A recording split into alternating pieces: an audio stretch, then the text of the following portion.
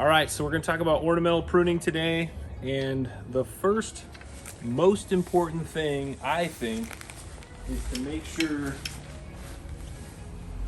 that you're cleaning all your tools. So I clean before I go to each tree. So each time I move to a new tree, I clean the tools in between, and I'm using some Fiskars. I like these pruning sticks. They're real ergonomic. They've got a great little gear system with this, makes it really easy to cut. If it'll fit in there, it'll cut it. But I'm just gonna go through, and anywhere where the blade could come in contact with the tree at all, I'm gonna clean that. And that's even the parts that aren't cutting, where it could just come in contact and rub against the bark even, because that's all it takes to spread some of the diseases that we're talking about. But if you clean it with something that kills bacteria and viruses, you're good to go. So as that dries, that will be clean. And what we're doing here is we're trimming a Japanese maple. So this Japanese maple, and I'm not sure of the variety, but I have seen it a few times, and I'll look it up before I get done because I always want to know what varieties I'm working on. So even if I don't know what variety it is, I'll spend some time later, take a leaf, do a little bit of investigation, try to know exactly what I'm working on, so in the future I can explain it better and know what to tell the customer. But here you can see it's growing a little bit wonky. What I'm looking for is a nice rounded canopy where none of the upper foliage, like the picture, this is a branch, is growing over the lower foliage. So what I'll do is I'll subordinate the upper foliage enough to make sure that there's a nice stair step, so that way all the branches are getting appropriate amounts of light, and that'll help maintain that slightly rounded shape. We're not looking for lollipops, but we are looking for a nice rounded shape. And here you can see this lowest section is further out than the rest above it, but it's coming out a little bit too far. So I also have to think about the overall shape of the canopy, and this needs to come back a little bit. So what I'm going to do is I'm going to choose a branch that matches what I'm looking for, and this is the upper section. So I'm starting here. I'm starting with the upper section. I just trimmed this one off. Now if we got in closer to that, which will be hard to do, what I did is I took the branch off at a 45-degree angle with the point of the angle, or sometimes called the high side of the angle, pointed toward the bud I want to grow.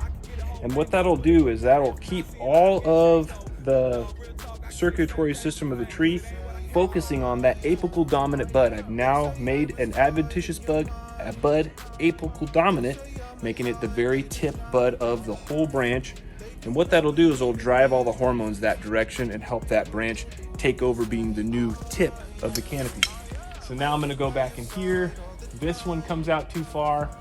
Now this one's gonna look a little goofy because I really want to leave a bigger branch there, but I can't because of the shape.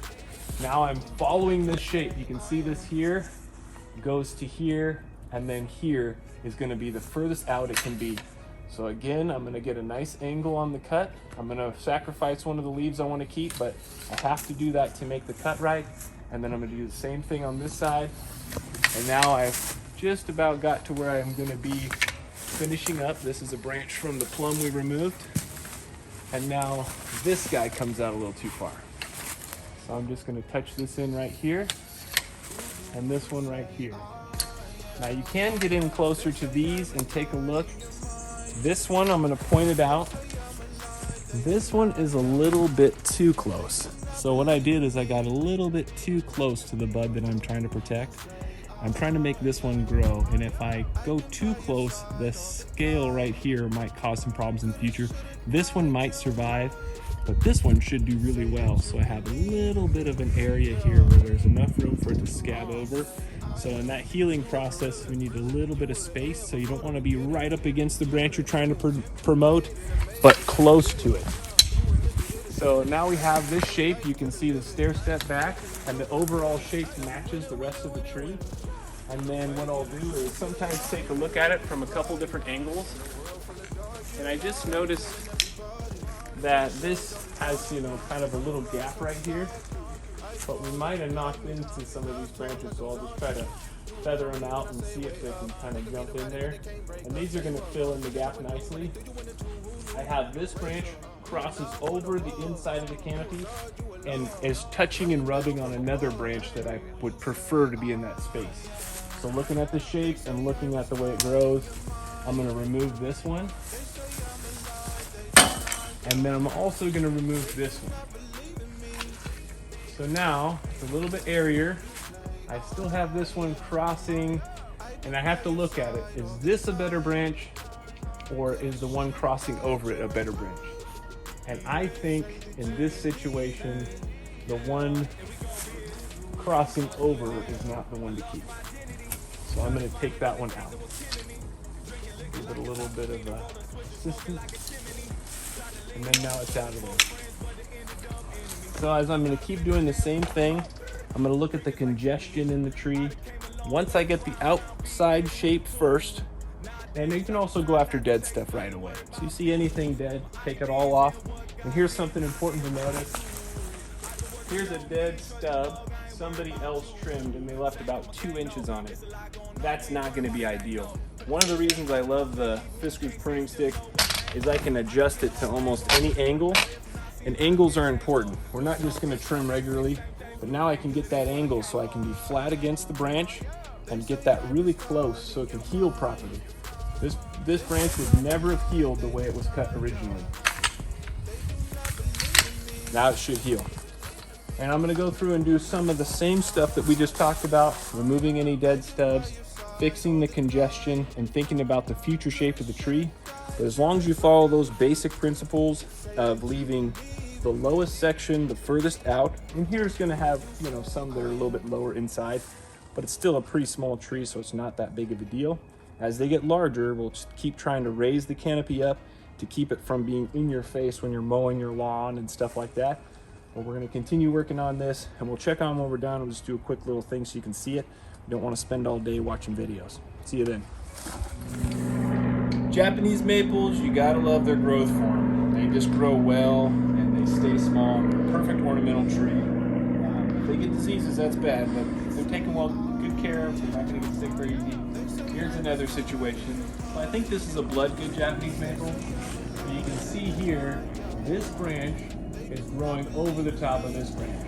And because this one's above, and this one needs to be trimmed a little bit, this one needs to be subordinated a little. What I'm gonna do is right in here, I've got a nice little spot where I can trim that back and pull that out of there. And this one's gonna get trimmed back too.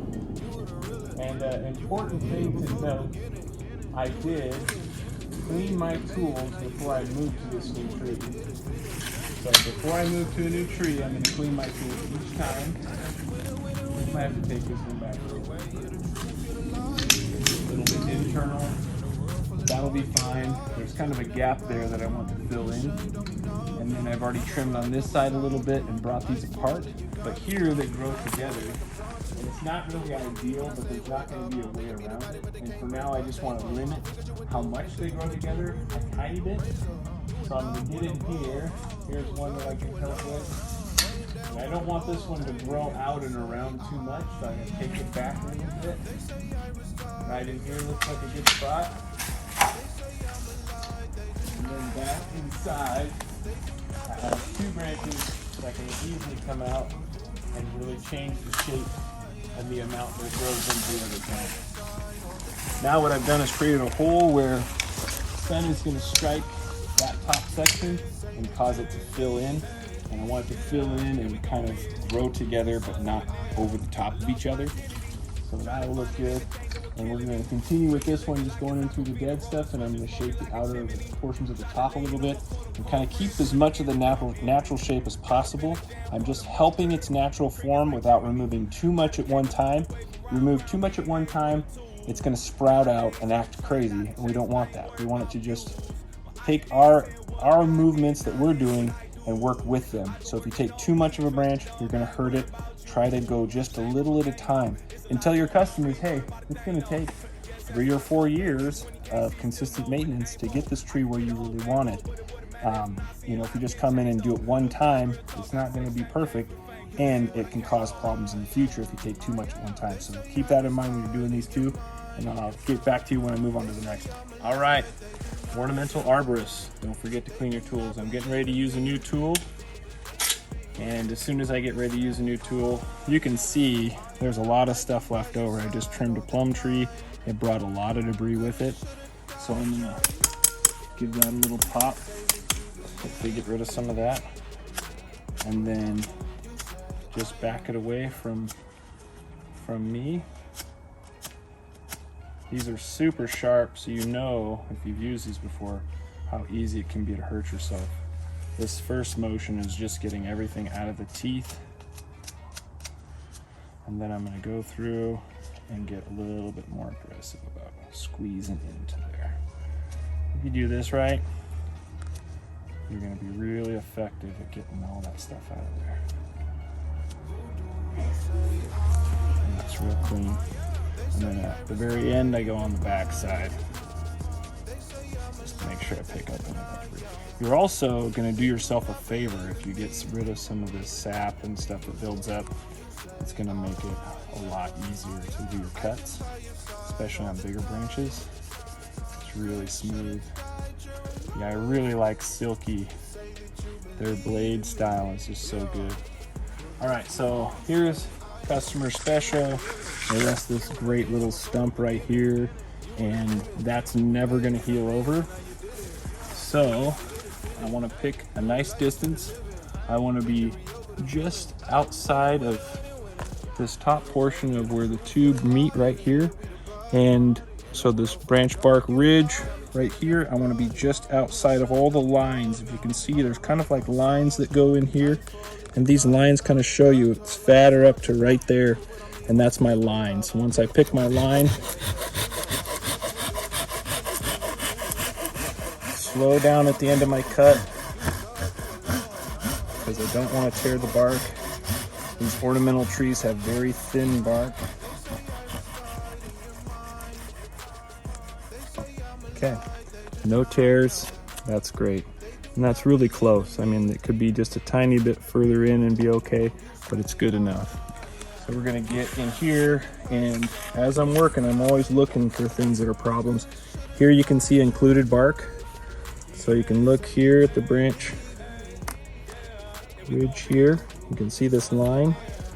The bark grew up and then inside, and then that has created a line right there. And in the future, this branch could break pretty comfortably if it gets too much weight on it, but it's not a very big branch, and I don't think that's gonna happen. If I find that earlier on in the tree's life, I'll remove that branch completely if I think it's going to be a structural branch. If it was this branch down here in the middle, definitely, and the tree would look a little weird, but not so bad when it's a smaller tree.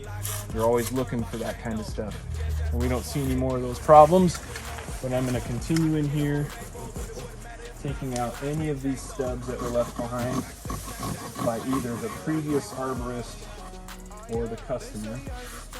A lot of times customers will trim their own ornamental trees, and there really isn't a proper amount of training for them to do it right. So there's going to be a lot of mistakes sometimes you're going to have to go through.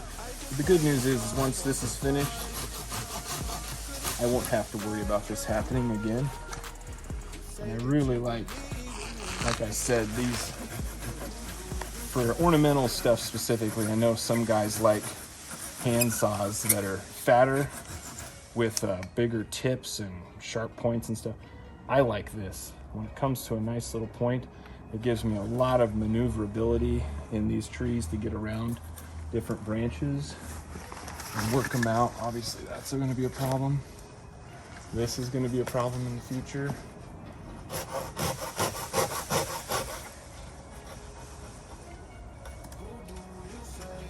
Just pull the bark on that one.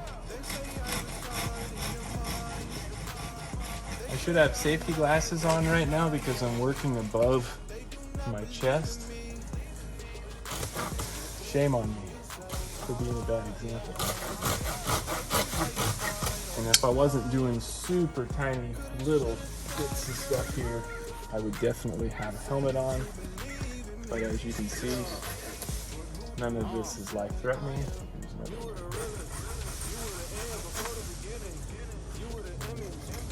Alright, so I'll show you something here in just a minute when we get to this next tree. I don't have much more to do here. I'm just going to take out some of these crossing branches and that'll only take a few more minutes. We'll check in on the next one. All right, so real quick, I'm just going to reduce all the branches that are crossing over one another and tip trim these just a little bit. So super quick, don't have to watch all that. Now you can see the finished product. Lots of air and movement in those branches, and they're not competing with each other. Same thing here. Lots of spacing and movement. It's a little thick here, you just can't see because this is a branch coming at us. But shape-wise, it's got a really nice, even shape. And that's sticking into as close to what's natural as possible.